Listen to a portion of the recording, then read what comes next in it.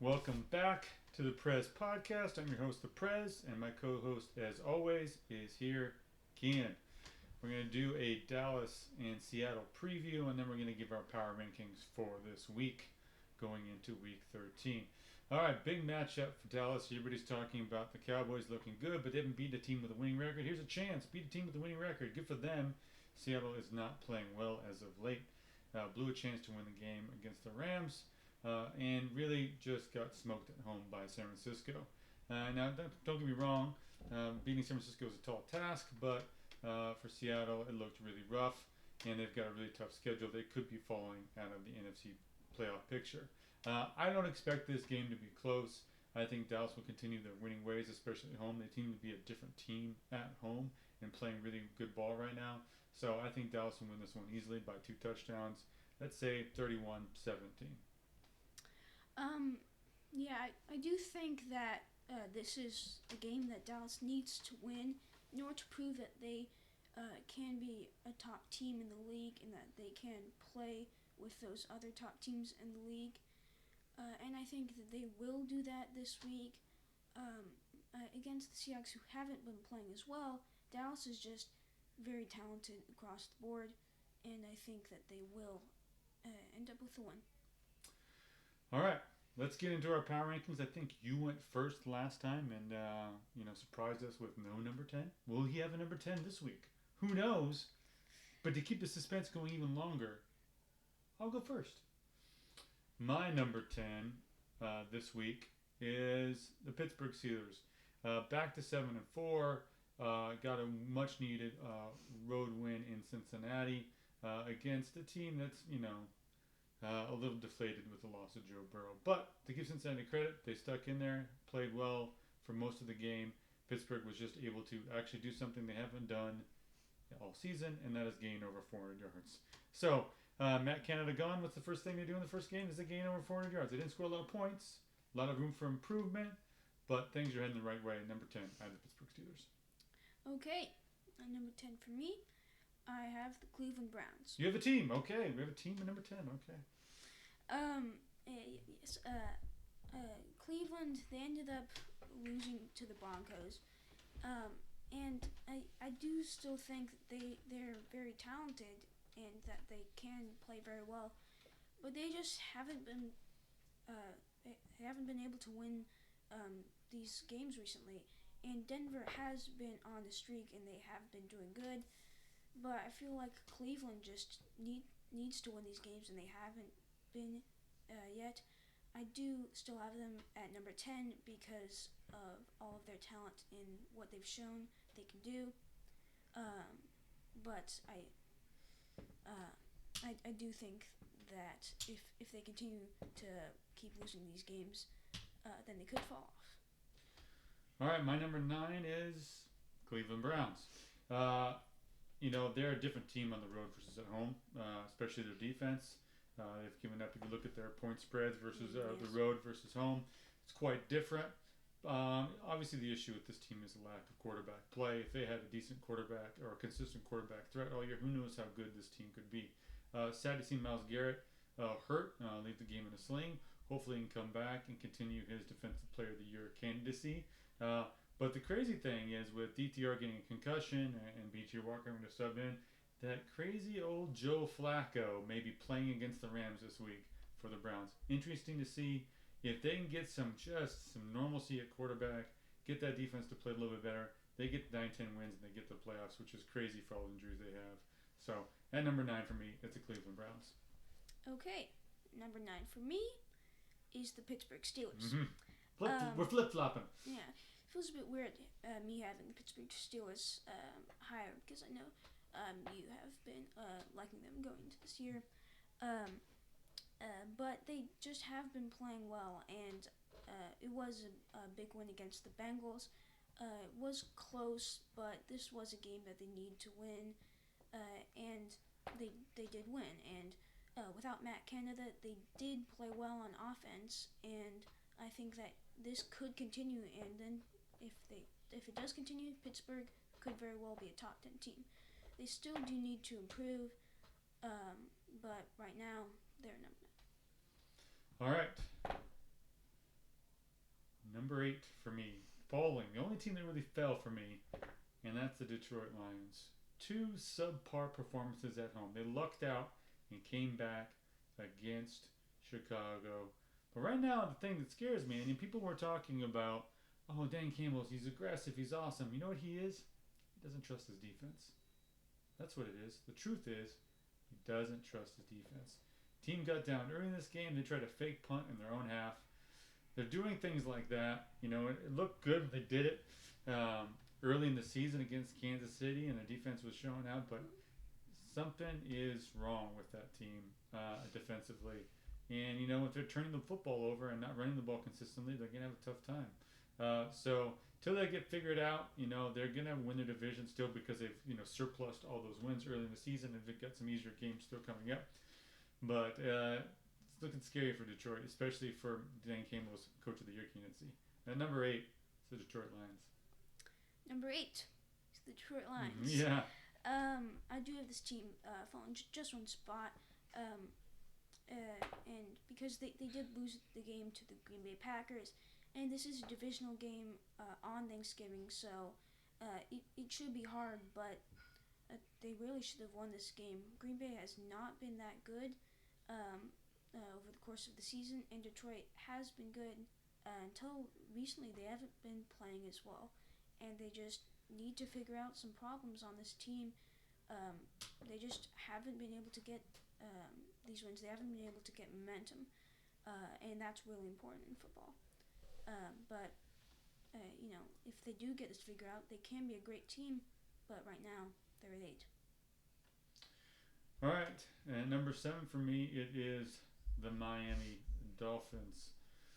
Dolphins, with the Buffalo Bills continue to be poor, they're kind of in the driver's seat to win that division, and I think that losing their best defensive player really, really hurts to another Achilles injury. I hate seeing that happen in MetLife.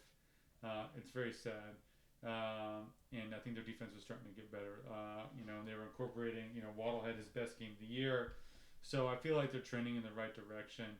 And I think they're going to be improved. I just hope that they stay healthy. But at number 7, I have the Miami Dolphins. Okay. At number 7 for me, I have the Jacksonville Jaguars rising up one. They did end up getting the win in a decently close game, I would say. And they have been playing well. I don't think that they are there with the other teams above them. But they have been consistently good, and I think that they will stay consistent. But they haven't taken that next step. Right now, they're at 7. All right, number 6 for me is the Jaguars. Big win on the road in Houston, a team that kind of embarrassed you at home on the road. The thing for me right now is the Jaguars' offense, especially their passing game, is finally starting to click on a consistent level. I'm really seeing some improved play from Trevor Lawrence. This is what we were kind of expecting all year. He's really coming into form. Their defense has been pretty consistent all year long. The problem for me has been has been offense, and their offense is playing consistently. If they can do that, gain some momentum, they got an easier schedule, they can get up to maybe a 2 seed with Miami and Kansas City having a tougher schedule down the road. Who knows? They can end up winning 14 games. We'll see. But they'll move up the list if that's the case. But right now, I like what I'm seeing from the Jaguars, especially offensively. Number 6, Jaguars. Okay, number 6 for me is the Dallas Cowboys. This team, they got another win, and they have been playing well.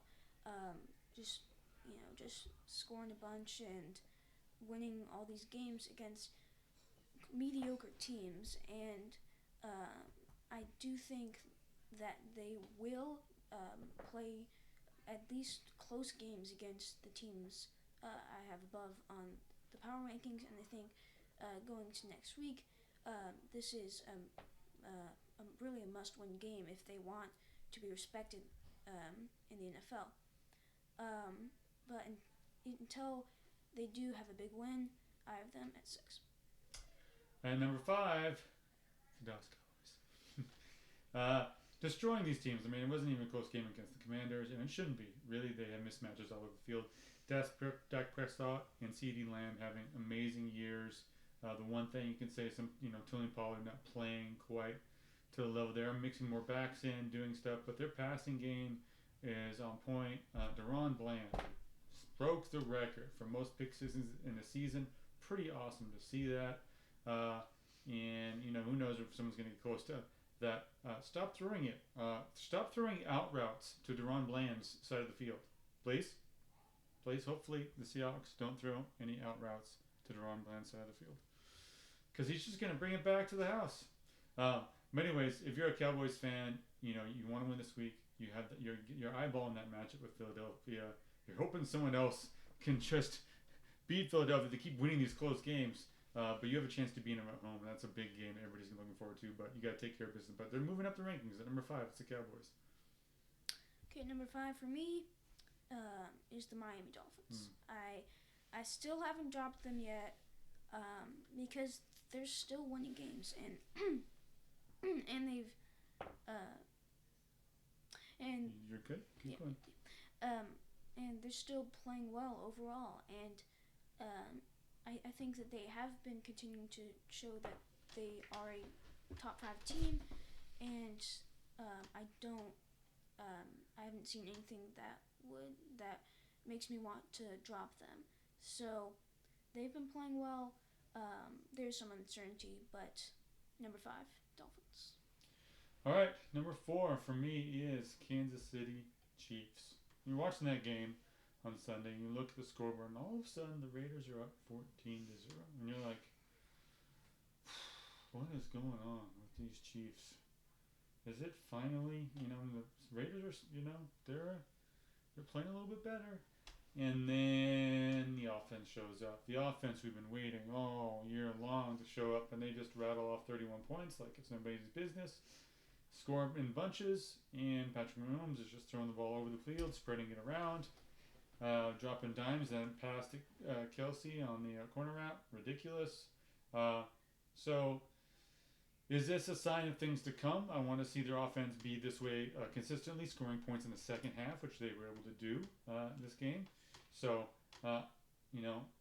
scary thing for the NFL if Kansas City's offense starts showing up, because that defense is for real. At number 4, it's the Chiefs. Okay, and number 4 for me is the San Francisco 49ers.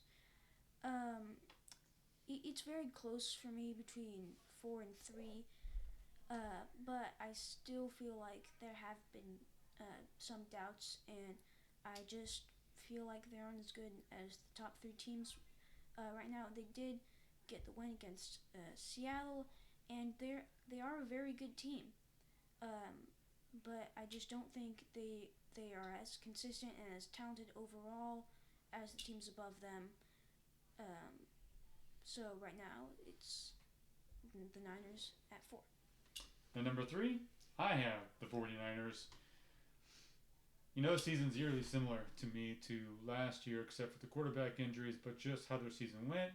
Got off to a decent start, had kind of a lull in the middle of the season, then went on a run into the playoffs, and looking like they were going to the Super Bowl before Purdy gets hurt in the NFC Championship game. We'll never know how that was going to turn out. I think it would have been closer, but Philly still pulled out the win. But this week, they have their revenge game. They've been eyeing this game. They're like, fine, Purdy's healthy. Trent Williams is healthy. We're going to make sure Purdy gets through this game, and we're going to go to Philadelphia, and we're going to show them what's what. So much so that even Vegas thinks they're going to win. They're going to make them 3-point favorites. 3-point favorites in Philadelphia. Crazy talk to the team with the best record. But you know what? I haven't decided what's going to happen in that game. But right now, I think San Francisco doing the same thing they did last year. They're getting hot at the right time, and they're trending the right direction. I wouldn't be surprised if they won out, if they beat Philadelphia and won the rest of their games and ended up the 1 seed. Who knows? But right now, they're really playing well. Number 3, San Francisco. And number 3, I have the Kansas City Chiefs. We're just one off all the way up the rankings. It's pretty. I think it's pretty cool, actually. Yeah. The Chiefs. They have been like you were talking about. Their offense has been playing a bit better. they did start losing in this game, but they were able to pull it out. And the Chiefs, they're still winning, and I think that this will continue. Their defense is playing well. I think their offense is getting back on track, and I think that will continue. And if it does, then they are definitely a top 3 team in my book. So 3 is the Chiefs. All right. Number 2, best team right now in my mind in the AFC, and that is the Baltimore Ravens. Not moving from the 2 position. Win on the road, won another road game by 10 points against the Chargers. Defense looking stifling. Offense didn't play its best game against the Chargers, but you win a road game by 10 points in the NFL, and you can't really complain. Chargers are a talented team. Obviously, they have a lot of issues. Fire Staley. He has lost control of that locker room. It looks like the team's not playing hard. Get him out of there. I think the Ravens have a really, really good chance to be a top 2 seed in the AFC. It's going to be them or the Chiefs with the 1 seed in my mind. We'll see. Maybe Jacksonville sneaks it in there. But Ravens get a bye this week and rest up. A good time to have a bye if you're a top tier team. Get some people some rest, get healthy. But things are going good in Baltimore and for Lamar. Number 2 is the Ravens. Okay, number 2, it's the Ravens. Yeah. They did get the win. Their defense is looking great. Their offense is looking good. And they've just been consistently just winning these games and playing very good. And I think if that happens, they don't really have that many issues. The Ravens are going to be a top 2 team in the league. They are right now. They won by 10 points, so there's really nothing to be unhappy about. Number 2, the Ravens. All right, number 1. They haven't moved from their perch, their nest, you could say, at top at number 1.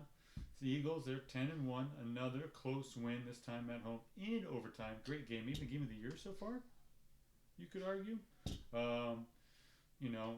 Buffalo getting a field goal, then Eagles coming back and scoring the touchdown in overtime. Jalen Hurts coming back, had some bad play in the first half, really improved. Buffalo was fighting for their life in that game, trying not to get to 500, and Philadelphia keeps finding ways to win. It's what good teams do. NFL season is long. You'd love for your team to be 10-1 and be destroying teams. It's not the way the NFL works. Very rarely do you have a team that goes 15-1 and is winning by 14 points every week. It just doesn't happen. And remember, their Philadelphia's schedule is much more difficult than it was last year, playing a lot more tough teams. So, and it doesn't stop for them. It does not stop for them. They got another tough game this week against San Francisco. I could not be more excited for that game. It's going to be a rematch. If they lose that game, though, I will say, I don't think it's going to be because of their offense. It'll be because their defense just has not been playing the same way as they did last year. But hard to argue them being number 1. They are 10-1. No team within 2 games of them. It's the Eagles at number 1. Yeah, number 1, the Eagles. Don't see any reason to drop them. It was a close game against the Bills, but the Bills are a good team. And the Eagles, they've just been playing very well. That offense, that defense, playing consistently, like the best in the league. And I don't think that that's going to stop. It hasn't stopped. And I think that they, right now, are the best team in the league, and maybe will stay there for the rest of the season. We'll see. Alrighty, those are our power rankings going into week 13. Enjoy the Thursday night matchup. Watch those beautiful Seahawks blue, old school 90s, 80s, and 70s unis that they have. That's what they wore for the first basically 3 decades they were in existence, if you're not huge on Seattle. But for a big Seattle fan, I wish they would go back to those permanently. He may disagree, but they are pretty to look at, and I hope they win in them. 3 times. We'll be back. 3 times. We'll be back. That's enough. What's that? That's enough. 3 times a year. Yeah. Still like. No. We'll be back with our picks for this weekend. Have a great rest of the week, and we'll see you soon.